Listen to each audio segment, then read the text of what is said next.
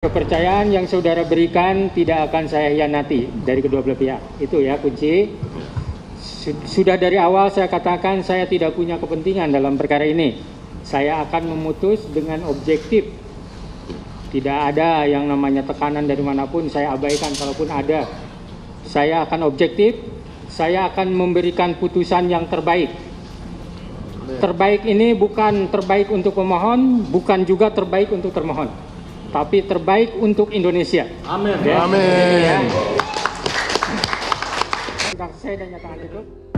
Terima kasih Bapak Kapolri. Terima kasih Bapak Kapolri dari kami. Sehat Indo. Terima kasih Bapak Kapolri. Nantinya, barangkali hakim akan memutus bahwa penetapan PS sebagai tersangka oleh Polda Jabar adalah penersangkaan yang tidak sah. Kalau itu yang ternyata nanti menjadi penetapan hakim, maka sesudah PS akan bebas. Peggy Setiawan bukanlah Peggy Peron. Seharusnya dari pihak termohon mengatakan Peggy Setiawan adalah Peggy Peron, mereka tunjukkan buktinya. Tapi ternyata kami menunjukkan bukti kami bahwa Peggy Setiawan adalah bukan Peggy Peron. Berdasarkan keterangan saksi yang kami hadirkan, itu sudah menegaskan sangat jelas di hari kejadian Peggy Setiawan berada di kota Bandung ini. Tapi yang kami sayangkan dari pihak termohon sama sekali tidak mampu menunjukkan bukti tersebut. Yang mereka sampaikan adalah putusan-putusan pengadilan 8 narapidana, permohonan gerasi. Kalau kita maknai ini semua, bukti surat yang diajukan oleh pihak termohon, ya tidak ada kaitannya sama sekali dengan Peggy Setiawan. Yang ada kaitannya dengan Peggy Peron. Di sini cluenya adalah apakah Peggy Setiawan adalah merupakan Peggy Peron? Kami katakan bukan. Harusnya itu yang mampu dibuktikan oleh pihak termohon. Tapi faktanya sampai persidangan selesai, dalam agenda pembuktian tidak mampu dibuktikan. Makanya sejak awal dugaan kami bahwa pihak kepolisian tidak mampu membuktikan 2 alat bukti, ternyata faktanya ini benar, tidak mampu dibuktikan. Makanya sangat beralasan ketika Hakim Tunggal memutus permohonan kami dengan putusan mengabulkan permohonan untuk seluruhnya, yang selanjutnya kemudian membebaskan Peggy Setiawan dari rumah tahanan Polda Jawa Barat. Kira-kira demikian. Kesimpulan kami to the point aja. Kami minta agar tersangkanya Peggy Setiawan digugurkan, sebab sesuai dengan fakta yang ada, sesuai dengan keterangan ahli, memang harus digugurkan dan dibebaskan. Intinya sana. Ya, awal ke sana waktu ketemu Peggy tuh, Peggy langsung sujud ke mama, langsung pelukan ke Ibnu, ke saya, terus mencium saya, mencium kening. Peggy juga mengucapkan banyak terima kasih ke seluruh netizen yang telah mendukung dan mendoakan Peggy. Peggy ucapkan banyak-banyak terima kasih, juga tidak ketinggalan untuk seluruh PH-nya Peggy. Peggy doain semoga sehat selalu dan banyak rezeki dan selalu sehat. Ya, kesimpulan sudah saya terima dari kedua belah pihak. Acara selanjutnya adalah putusan ya. Sebelum saya menutup sidang, boleh nggak saya meminta review dari pemohon dan termohon terkait persidangan saya dari awal sampai hari ini. Apakah dilakukan, saya memimpin sidang ini dilakukan dengan baik, fair, atau tidak? Silakan dari pemohon. Kami selaku pihak pemohon menilai sejak awal persidangan ini Yang Mulia memimpin jalannya persidangan ini secara arif dan bijaksana. Betul-betul memberikan kedua belah pihak kesempatan yang cukup. Kira-kira penilaian kami adalah sampai saat ini kami menilai bahwa Yang Mulia betul-betul adil dalam memimpin jalannya persidangan.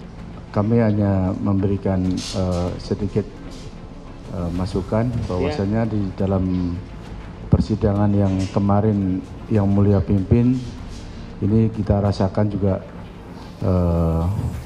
cukup sangat bagus ya, mulai dari Yang Mulia memberikan kesempatan hak-haknya kepada pemohon maupun termohon. Kami sampaikan bahwa berkas perkara atas nama tersangka PS telah dikembalikan kepada teman-teman penyidik dan telah diterima oleh teman-teman penyidik pada hari Selasa kemarin di tanggal 2 Juli tahun 2024. Nantinya barangkali hakim akan memutus bahwa penetapan PS sebagai tersangka oleh Polda Jabar adalah penersangkaan yang tidak sah. Kalau itu yang ternyata nanti menjadi penetapan hakim, maka sesudah PS akan bebas. Oke. Nah, berhubung kemarin ditunda karena Polda Jabar tidak hadir, seperti apa? Apakah memang ini tidak tidak siap Polda Jabar dengan ketiga bukti tersebut gitu, Pak? Atau seperti apa peluangnya untuk menang dan seperti apa menang untuk polisi dan Peggy sendiri? Barangkali Polda Jabar bersiasat ya, berstrategi bahwa dengan tidak hadir pada sesi persidangan yang pertama, Polda Jabar berharap bahwa dari kejaksaan sudah langsung mengeluarkan P21, artinya berkas yang sudah disampaikan itu lengkap, sehingga PS bisa berlanjut ke persidangan dan pra peradilan tidak lagi diperlukan. Tetapi ternyata kejaksaan justru mengatakan berkas yang disampaikan oleh Polri belum lengkap, baik terkait formil maupun material. Nah, penilaian dari kejaksaan bahwa belum lengkap baik secara formil maupun material menunjukkan kepada kita semua bahwa satu, ada problem terkait dengan administrasi penyidikan. Itu terkait aspek formil. Jadi ketika kejaksaan mengatakan ini bermasalah, ini kekurangan pada aspek formil, maka fokusnya adalah administrasi penyidikan. Yang kedua, ketika kejaksaan mengatakan ini belum lengkap secara material, maka itu bermakna bahwa memang belum tersedia minimal 2 alat bukti untuk membuktikan bahwa PS adalah pelaku, bahkan merupakan otak dari pembunuhan berencana dan ruda paksa. Lengkap sudah.